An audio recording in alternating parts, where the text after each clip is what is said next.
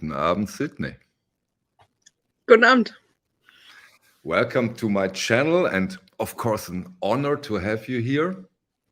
And My pleasure. yeah, master engineer. How? Why? Tell us. So I started classical music training when I was a small child, and yeah, growing up, I always knew that I wanted to make music my profession. But when I was in college, I realized that I did not want to go into performing. I wanted to be more behind the scenes, and yeah. So yeah, after college, I started to study audio engineering at uni.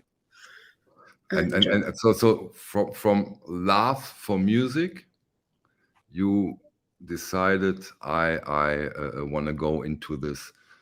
Is it safe to say when I say more the technical aspect? Would you agree or would you disagree? Absolutely, yeah. So what is then the first step?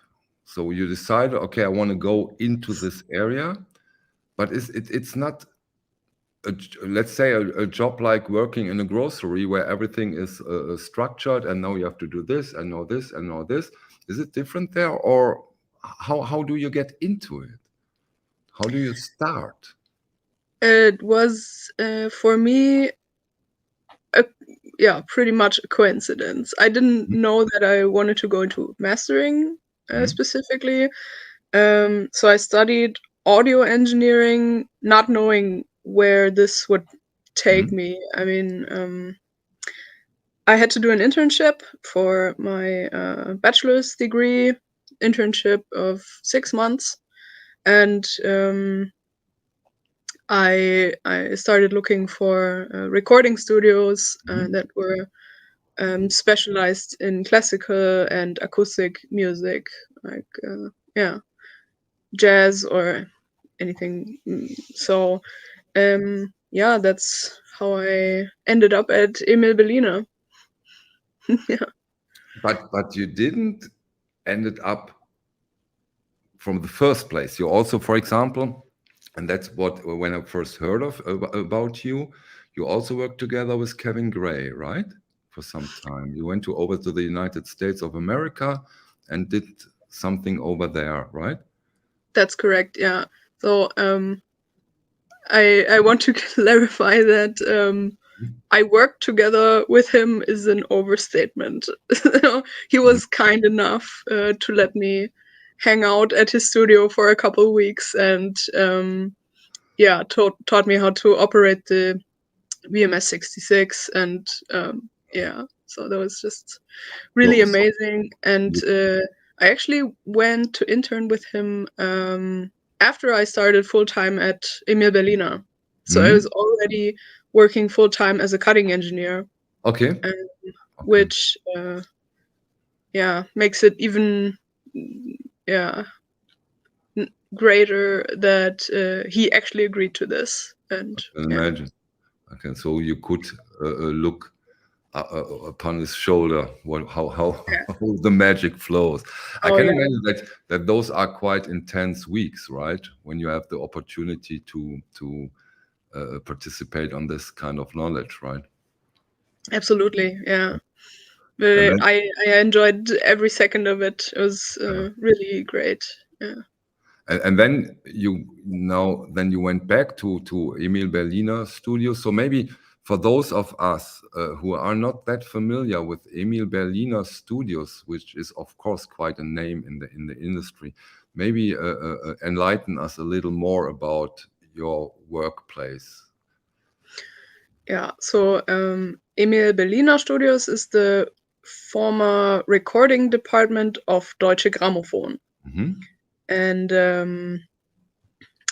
yeah, in 2008, I think, there was a management buyout when Universal took over Deutsche Grammophon. And so Emil Berliner Studios became an independent company Yeah. with the staff from before. Yeah.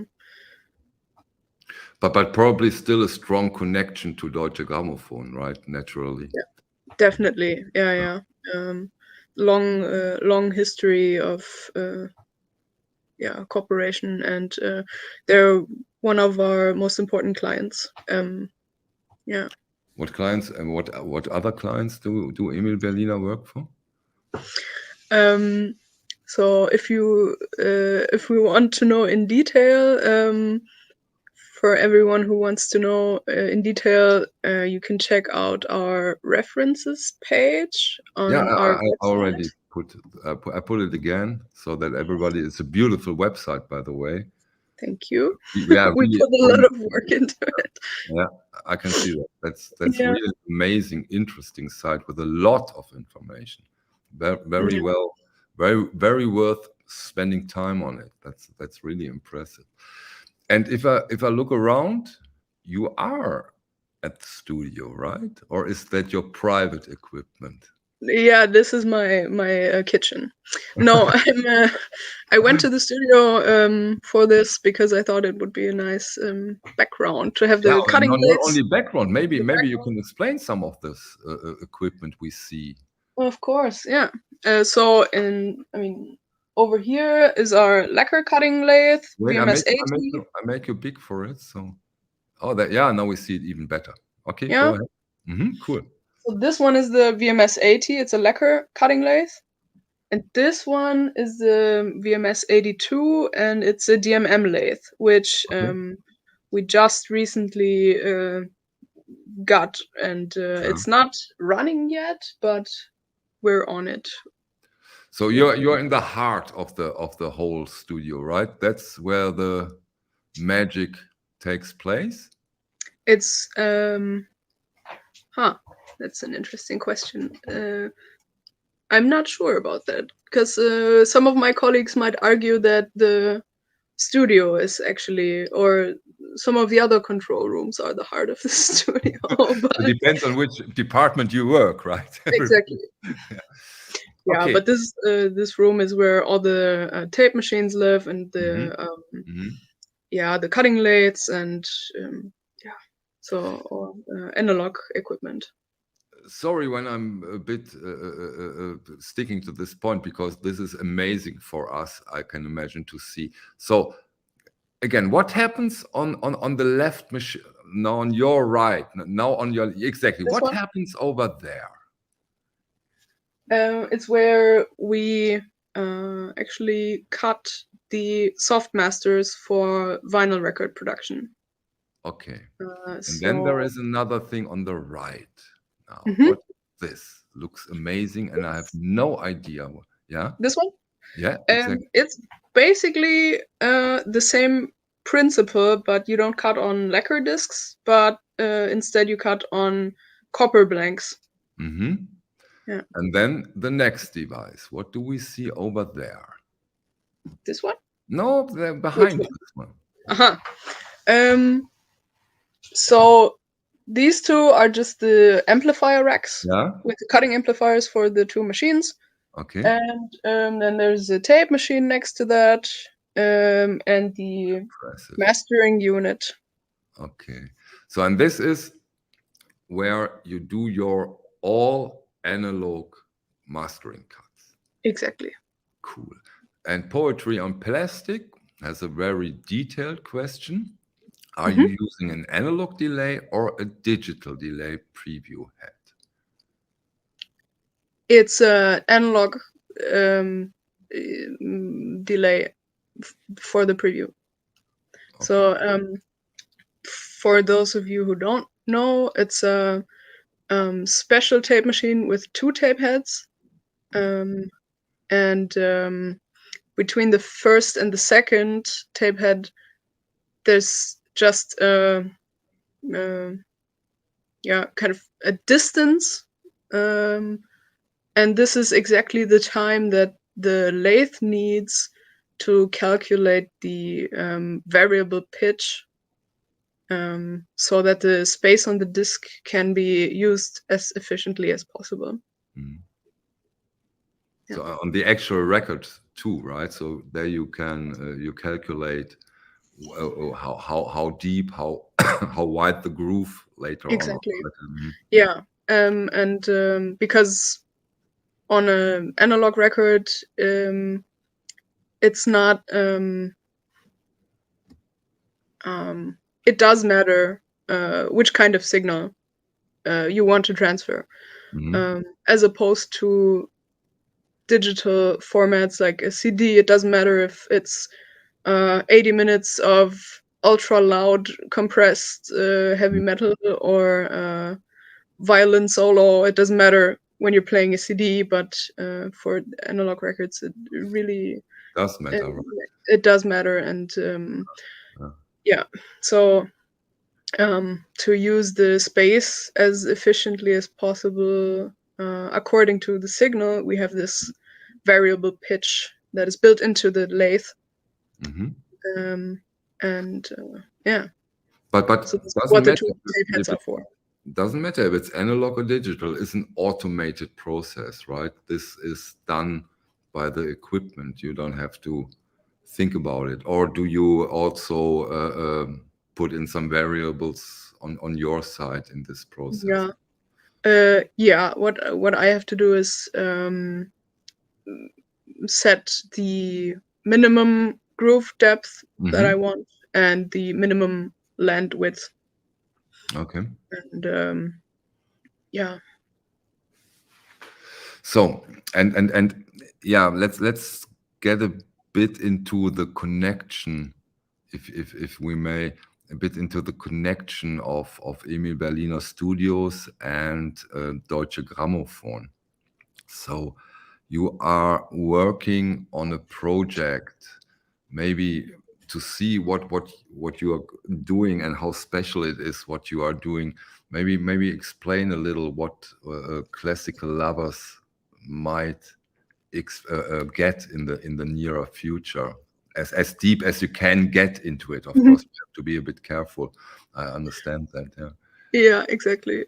So we are currently working on a very special project for Deutsche Grammophon, which, as you said, I have to be a little bit careful because they haven't even announced it.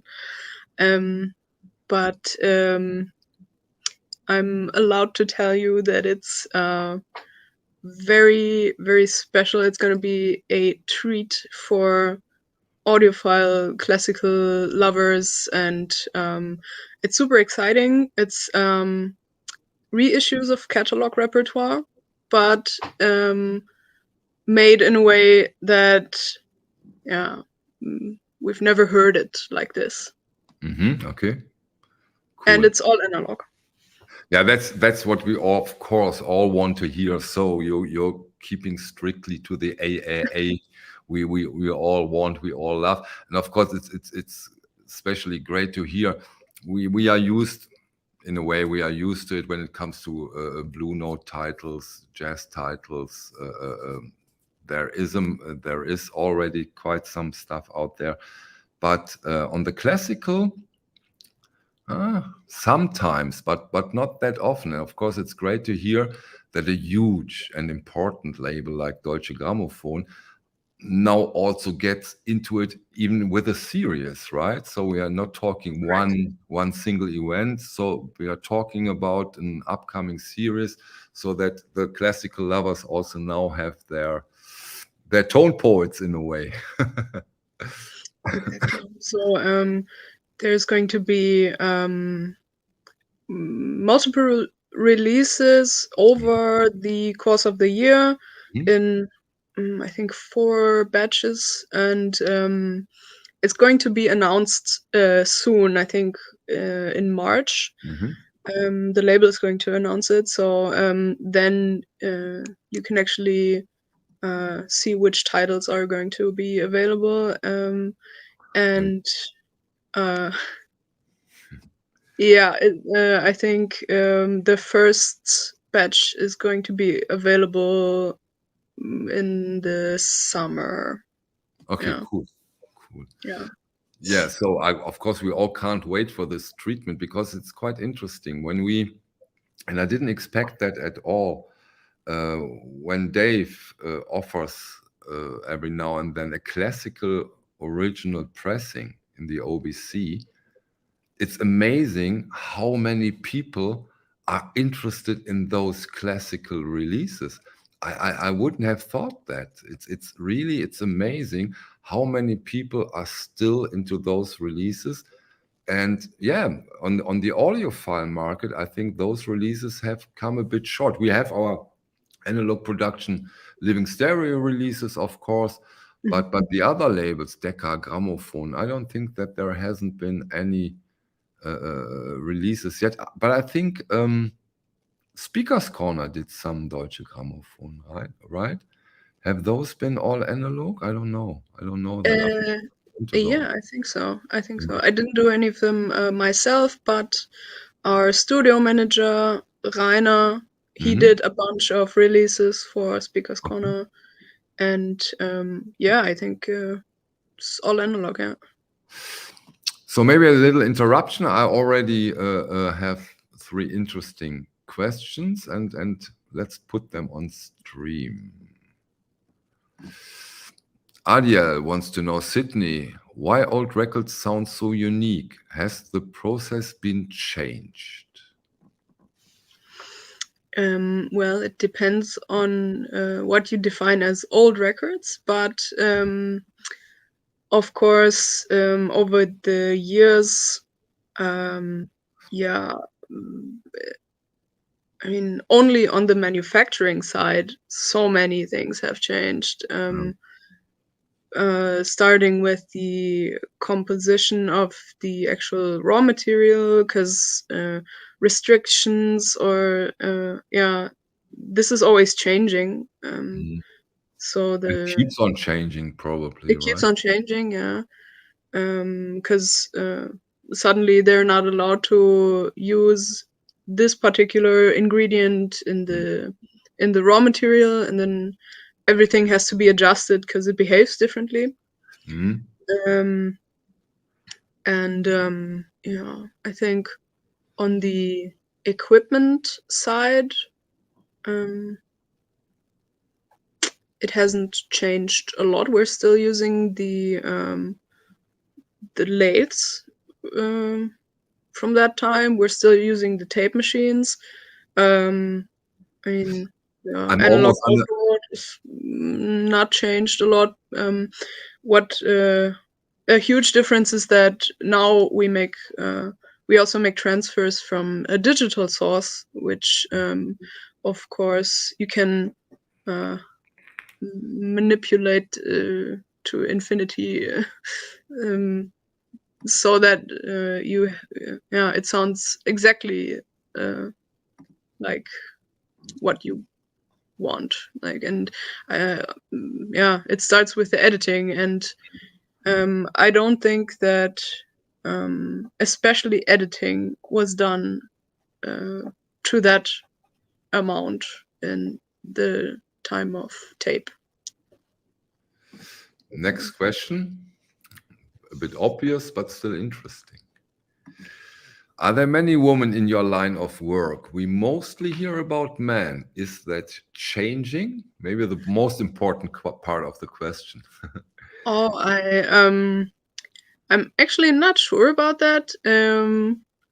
First of all, I know a couple of women personally that do the same job as I do, and I think people are being made aware that there's also women in this industry. They've been there, just maybe a little more in the background. I have this really cool picture of a lady cutting records. Wait a second, I'll make you larger. Yeah. I don't know where this was taken. I think it's a broadcast studio, but she's operating a lathe. So Right, she's operating, not cleaning. That's very important. Exactly. Yeah, we've always been there. Can you identify? Can you identify the machinery she's using over there? Oh no, not now. And there's also a connection with a former guest here on my channel, and he also, of course, says hi. Hi, Sidney. Hey. Thanks again for doing such an amazing job on mastering my upcoming album. So you were involved in the production of Grace too, right? Yes, that's correct. It was my pleasure. So much fun. It was really great. Angelo even came to the studio and spent the day with me, listening and debating. Yeah, he was highly involved in the production. Yes, I think he showed that on the other stream. He was really. Yeah, but not like super nervous. I can imagine. Just he was there, and yeah, it was really nice atmosphere and really great experience to work with him. I can imagine. Yeah. Okay, that one we have. Just really quickly getting back to the question before that, there's actually a group in the US that is called Women in Vinyl, and they're promoting females in the industry. So if you want to know more about my female colleagues, please check out their website. I think it's a really great initiative. I haven't gotten in touch with them yet, but yeah, but you have to. You are for sure women into vinyl. You have to. Yeah, we talked about someone who was quite important to you, and of course we have a little surprise, and we don't want to get this opportunity wasted. And he wants to say something to you. Oh, hey, Kev. Hi, Sidney. How are you? It's great to see you. Oh, it's so good to see you. What a surprise. Well, I hope you like surprises. Yeah. Yeah, just want to say hi. I don't want to butt in on this. I know you guys have probably got a lot to discuss, but yeah. Thanks for doing this. So great nice. to have you here. How are you doing? What time is it? I'm doing well. It's 10:20 something in the morning here. Oh, that's not too bad. No, not at all. Not at all. We had a problem getting the link to me, and I just got it, it's when you suggested to come in, so it couldn't have worked out more perfectly. Yeah. So Sidney, I'm so excited for you to get this project. It's getting a lot of publicity here in the States, and I'm a huge fan of DGG, so I can't think of a better person to be doing this. Oh, thanks so much. Means a lot to me. Well, you deserve it. Yeah, really, very nice to join us for a couple of minutes. Kevin. No problem. What was the last, what did you master yesterday? You can't talk about it, damn it. Yeah, well, actually, I don't cut on Fridays, so I didn't cut anything. I remember. Yeah. Yeah. No, I've been doing a big project for Concord, which is kind of under wraps so far, but I'm excited about it. It's going to be a bunch of titles. Very nice comment. Thank you, Michael. I think Kevin already sold out on the first batch. Kevin? Yep. But there will be a second one, right? Oh, of course. Yeah, it's in the works right now. Okay, cool. Because the rises over at Discogs, they are always climbing and climbing. I know, it's crazy. It's crazy. Yeah. So Sidney, one thing I don't know is Michael aware of the direct-to-disc stuff that you've done with was that the Berlin Phil?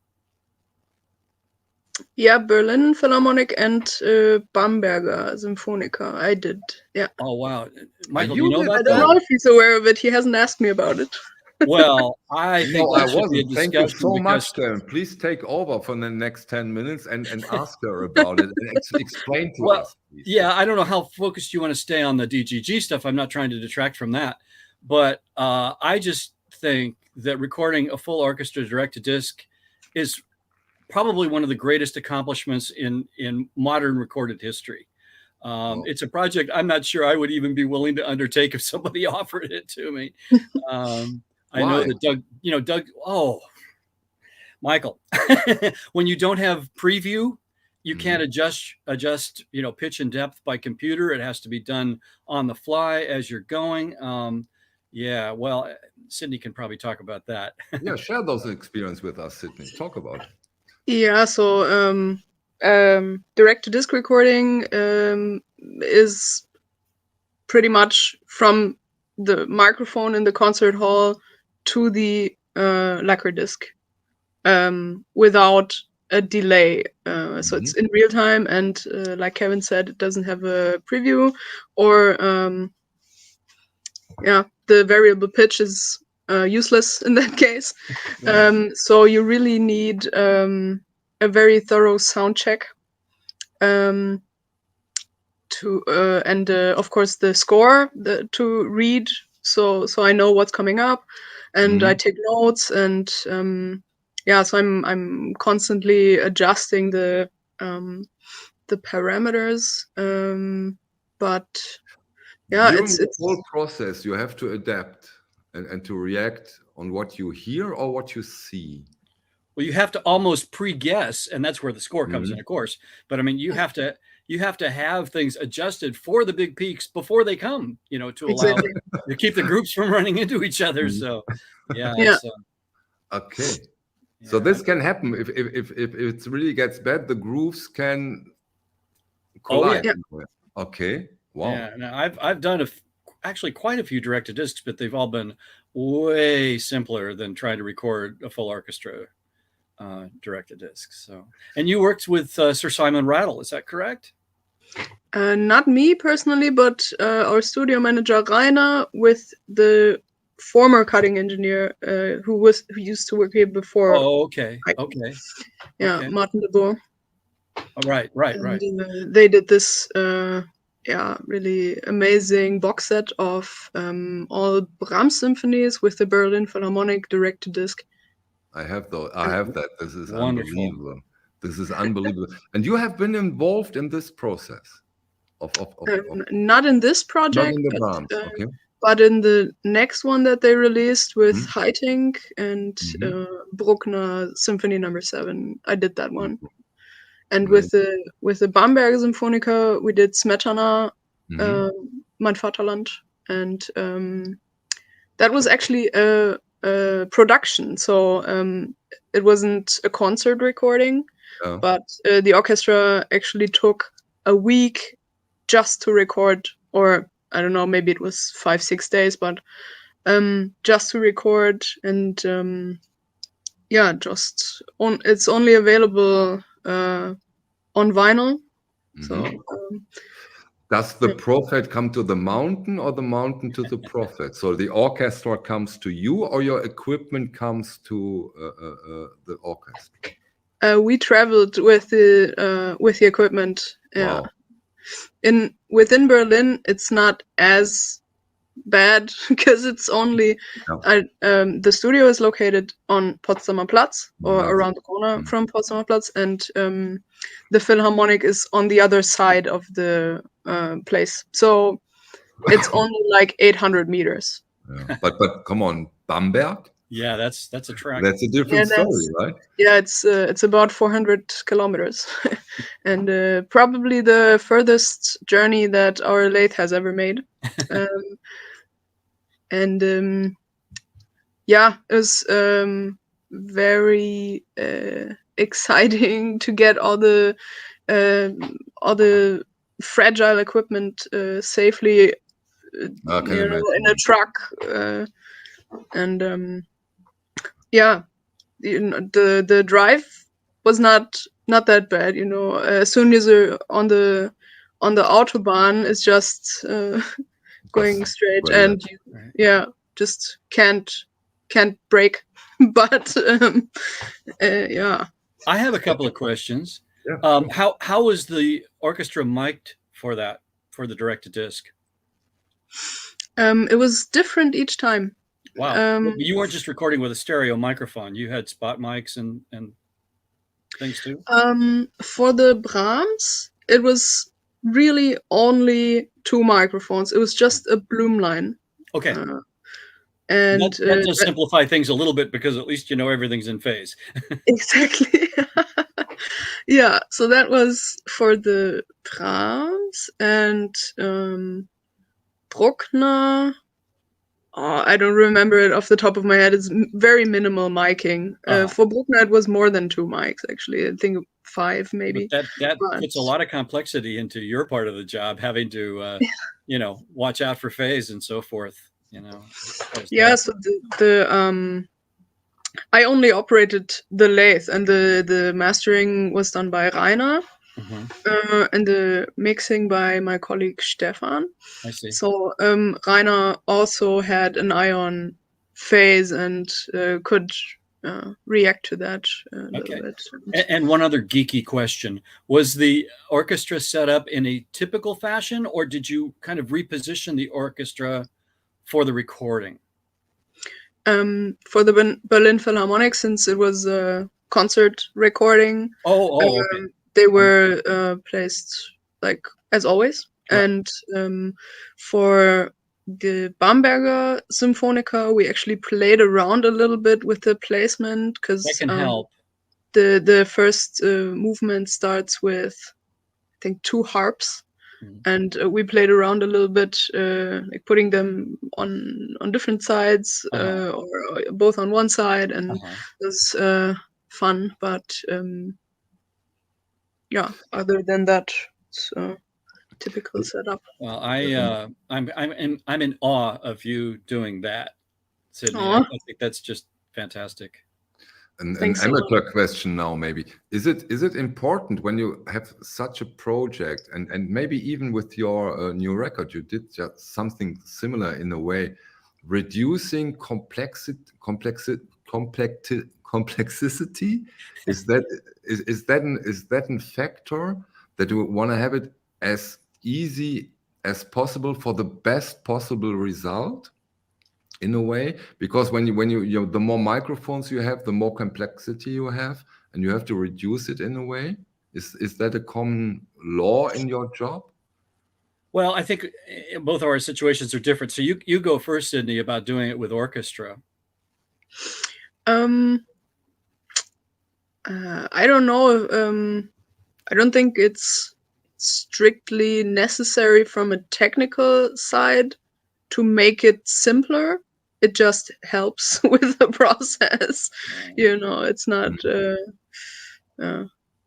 not necessary, but most of the time it just makes it easier, because you're already under a lot of pressure in that moment, and then having, I don't know, 40 microphones to mix together. Yeah, it just makes it easier in the moment. Right, it makes it hard for everybody, the mixer and the mastering person, and yeah. Absolutely, yeah. From my standpoint, Michael, to answer your question quickly, I did it minimal mic'd because I was trying to sort of give that vibe that the recordings from the late 50s and early 60s had, which were typically recorded with 1 mic per instrument, and then the mics were just panned to give a so-called stereo perspective, as opposed to, you know, recording the piano and drums with multi-mics and all of that. So yeah, I was kind of going for that vibe. Yeah. So when you do a conventional mastering, you get your master tape, and then you do your magic. This is what you did with a direct-to-disc mastering, or what you did for your own new record. This is a completely different ball game, right? It's something completely different in a way, correct? Right. Yeah. What for both of you? What do you prefer?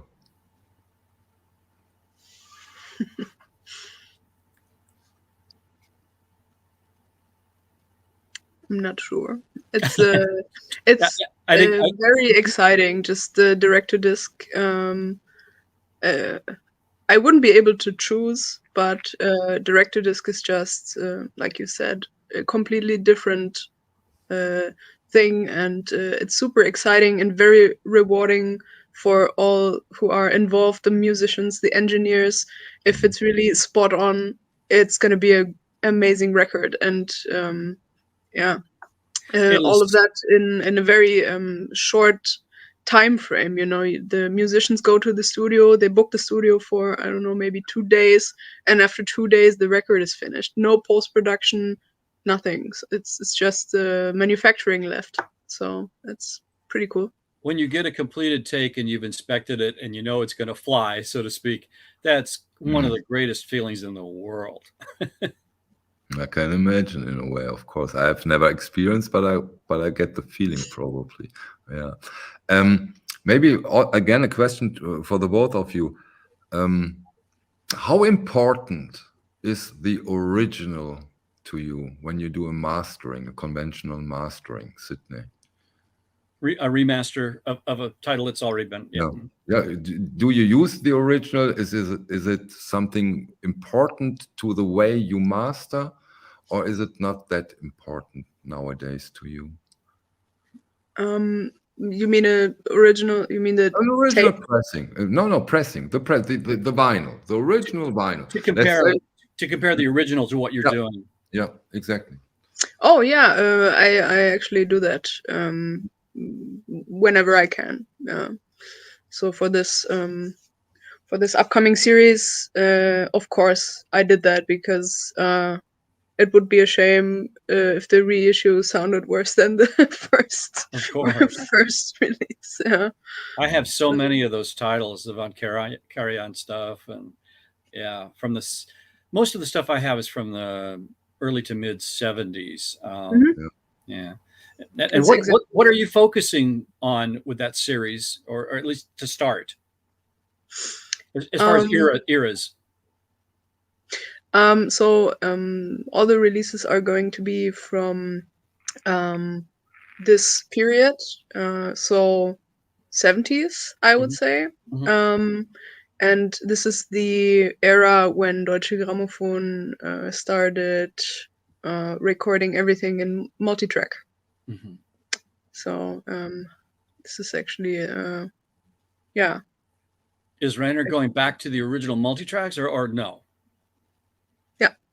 They're being remixed. Wow. Yes. Wow. So there's an additional step, right? It's well, the original releases were always cut from a first generation copy of the actual master. So the master is the mix down. Recording takes spliced together, and the records for the original releases were cut from a stereo mixdown of that. And what we're doing now is we're actually using the quadro tapes to transfer. I see. So no tape copy involved between the master and the cutter head. Yeah, which is what makes this series so special. We had to build a custom mixing desk, and we had to have different tape heads installed for track. Amazing! Wow. And yeah, so it's gonna be a real treat. I can't wait. I can't wait. That sounds really special. Wow. Yeah. So one can say this is a whole new way of doing those, right? Exactly. Yeah, it's never been released from the original master, because the original master is a quadro recording. That's amazing. Yeah. Wow. Okay, let's see. Questions. I like this question now. I skipped it. There was a question: what was the most important thing that you have learned from a master like Kevin Gray? so many things. I guess being humble is always It's always a good. good. Well, you know, Yeah. Sidney already knew how to cut records when she came to me. I didn't Mhm. teach her to cut. I just tried to give her a few tips and techniques and ideas, and if she's been able to run with that, great. But you know, she was doing some good work before I even met her. You know, you were doing a lot of the Speakers Corner stuff, as I recall, for the European recordings. And not me personally, actually. It was Rainer. Okay. But yeah. But you learned from him, and yeah. So here's a question from Stunt Rock Confusion. I can't answer this, but I hope you two or one of you can. How do you decide how deep you cut the groove between 0.1 and 0.5 millimeter? What comes into consideration, or do you have a default setup? So 0.1 millimeter would already be very wide. It's usually more like, so the depth is usually between 40 and 60 microns, maybe. Yeah. So it really depends on phase correlation. For me, I make a test cut and see how the signal turns out, or is translated to the record, and if it's very wide, the stereo image is very wide, the groove may be wider, or if it's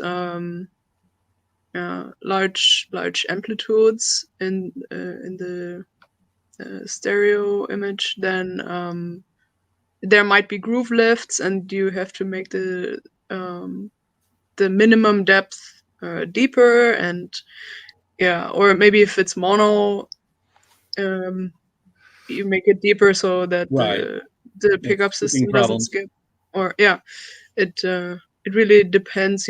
I usually make a test cut and see. Okay, a more sounds right to me. A more not so deep. I'm glad. I'm glad you passed the test, Sidney. Exactly, almost like an exam. Michael, can you recap what series Sidney is working on and where we will be able to purchase? Regular record stores, right? I mean, we're talking Deutsche Grammophon here. I think they will be widely available. Right, with Universal as the parent company, they have great distribution worldwide. They probably have. Maybe you even get them in the United States. Sure. I'm sure they'll be available. I'm sure too. I don't think they would have made the big announcement, about it in the US if they weren't going to be available here. It doesn't make sense. Of course not. Of course. No. Can't wait, Sidney. Can't wait. No, I think there won't be mono records. Sidney already explained that, because it's right. No mono. It's all 70s era stuff. Yep. Are there specific sound difference between DMM and lacquer cutting? Yeah, for sure. So the general process is the same, but they have different advantages and disadvantages. Since the copper blanks is much harder than the lacquer. For example, you can't cut as deep as on lacquer, which influences the stereo image, how it turns out. You might have to reduce the width for the transfer on DMM, which, depending on the genre, maybe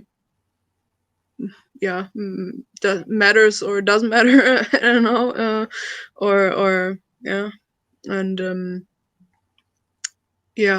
but you get, the manufacturing is easier when using DMM, because there are less steps in the manufacturing needed, and also you don't get echoes on the disc.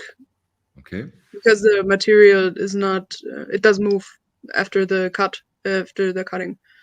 Yeah, it's not elastic. Okay. Nice question.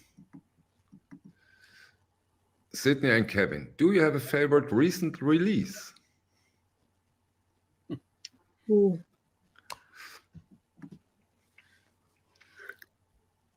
I can start. I'm not asked, but I'll give you some time to think about it. I really like the new John Cale, Mercy. Great record, great music. If you haven't listened to it, try it. The John Cale is amazing. What was your last record you bought, Sidney? Oh, that's a good question. I don't usually buy records. Right. We don't have to. You produce them, right? You make them. The last one I bought was probably this 12-inch EP by Dodie. Okay. Don't remember the title. Doesn't matter. I think it's. I don't know. Never mind. I don't remember the title, but it's a great record. It's an amazing record. Kevin, did you buy a record recently? The last record I bought was something else, because I wanted to have the new one that I had done for my collection, and it was out of print at the time. I had to wait 2 months to get it. So now I know how everybody feels with my record being out of print. Nice story. Thanks for sharing. Another technical question. Would it be possible to use a laser cutting head, and or does this kind of tool is available on cutting lathe? I don't think so. The problem is, laser basically burns through material. People aren't quite aware of that. And that was the whole problem with that other system that they came up with, where they were actually going to be cutting a stamper with a laser. I mean, you cannot get the really, really, really fine undulations that you need with a laser. You just can't. Yeah. The problem with a laser is that you can only always remove layers from the material, and then as a consequence, the groove looks like this. It makes like steps, stair steps. And then, yeah, exactly. And then you need another laser to polish that, so you basically melt the steps away, but then the signal to noise ratio isn't great. So yeah, it's so there's been research actually on that subject, but they never managed to get it to sound better than it. And if you've looked at how much work it took to make the laser turntable work, they basically had to digitize the information they were getting, and then what's the point of playing an analog record, basically playing it back digitally? It just those kind of technology doesn't make any sense to me. Right. They always try this kind of things, and so far it never worked out quite well. Yeah, that's right. Emil Berliner had it right to start. You just mentioned the word echoes, and it goes on. What makes echoes occur on vinyl records? Is that in the cutting, or where is this echo hidden? You want me to take that one? Yeah, sure.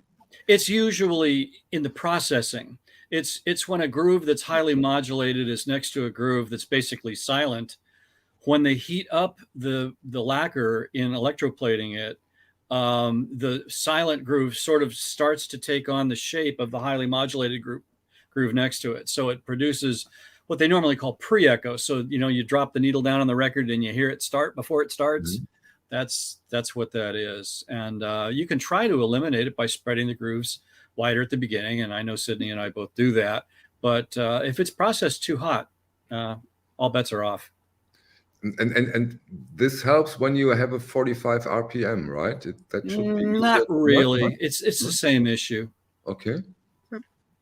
I thought so because you have more space. Or what? Okay. Well, yeah, that's possible. If you've got it really spread out, if the grooves are really spread out because of the short side, yeah. So yeah, that's a valid possibility, not necessarily the norm. Yeah. Interesting. Okay, I have more questions if you allow. Okay, Shoot. now we have the echo. Sidney, where your lacquers go to get plated and pressed for the Deutsche Grammophon titles? Where? Where? Yeah. Usually the manufacturing is done by Optimal Media for Deutsche Grammophon. Somehow this is the place to go in Germany. Yeah, almost everybody goes to Optimal nowadays in Germany. What happened to Palace? I hear so few about Palace nowadays. They're still there. Yeah, I know they're still there. I think they just bought a bunch of new presses, so it seems to be working. Has to be, right?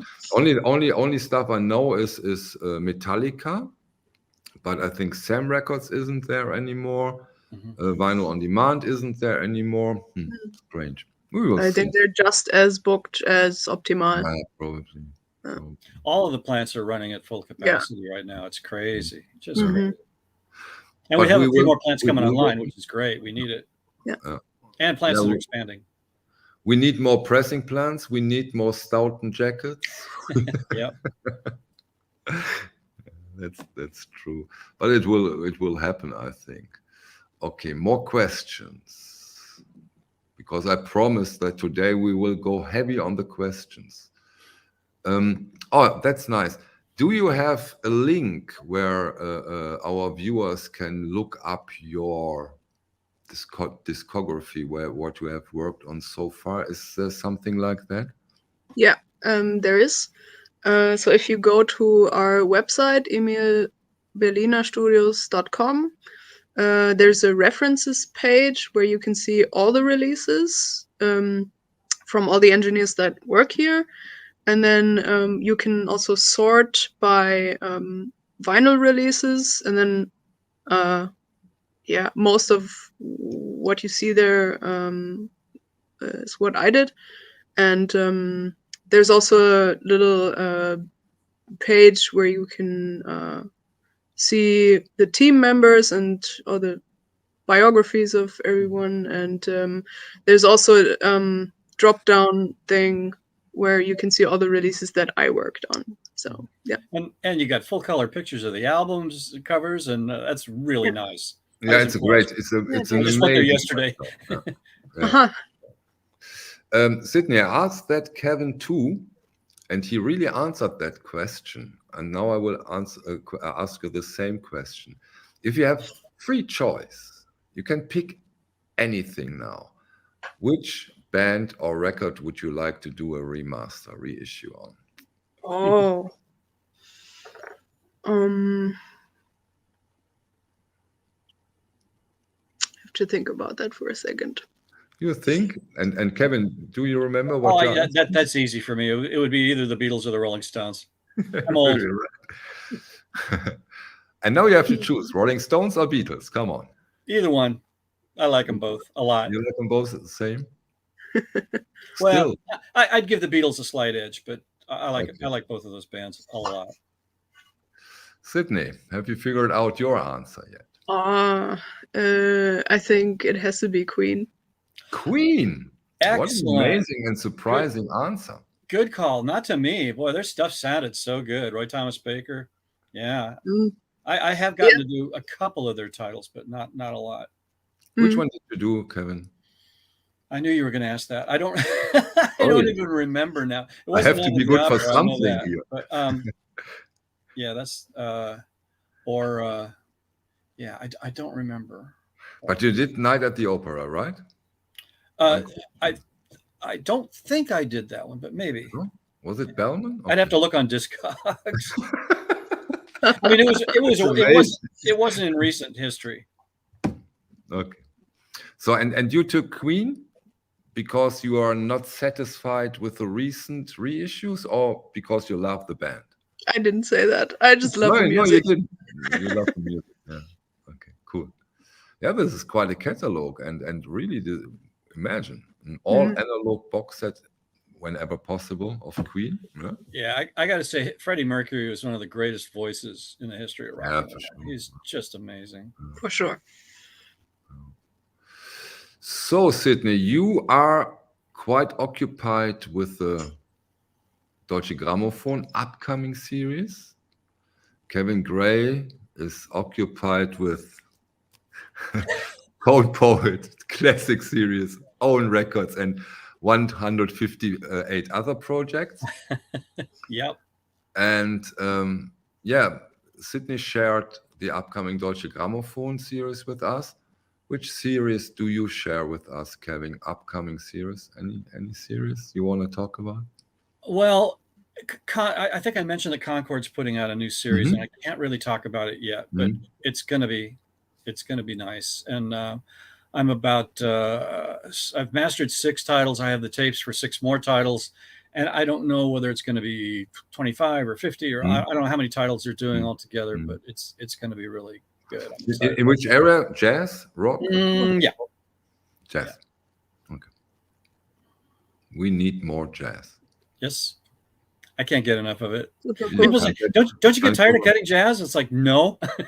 No, not tired. Not tired. Of well, course. you know, I do so much of it. I could see how people might think that, but that's not the case. But to be quite honest, I think it's amazing that we also now get a classical series. That's amazing, as an additional to all this other stuff. I really like that Deutsche Grammophon also now jumps on this all analog train. This is spectacular news, in my opinion. Really, can't wait. I think so too. Can't wait for those. And now that we know in what good hands they have been over at the Emil Berliner studios, I think quite some of us are really excited for this upcoming series. Absolutely. Sidney, I would suggest we make another round of questions. So we wait 1 to 3 minutes for, let's say, another 3 questions for Sidney or Kevin. Otherwise, I would say we'd call it a day, but there will be more questions. I'm quite sure. I'm quite sure. So we have this one. Okay. John R. Bandy, can't wait for the meters, Kevin. Yeah, that was fun. That was for Jackpot Records. Did the meters, did Booker T and the MGs. And yeah, it was all from original tapes. And that was fun. That was fun. I can imagine. So there is one question, a funny question. Claire, would you marry an audiophile? I'm not sure. I can imagine.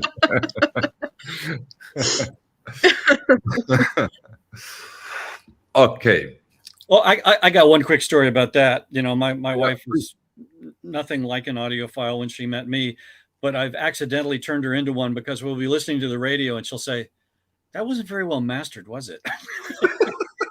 I've created a monster. I've married an ex-murder. Yeah. That's amazing.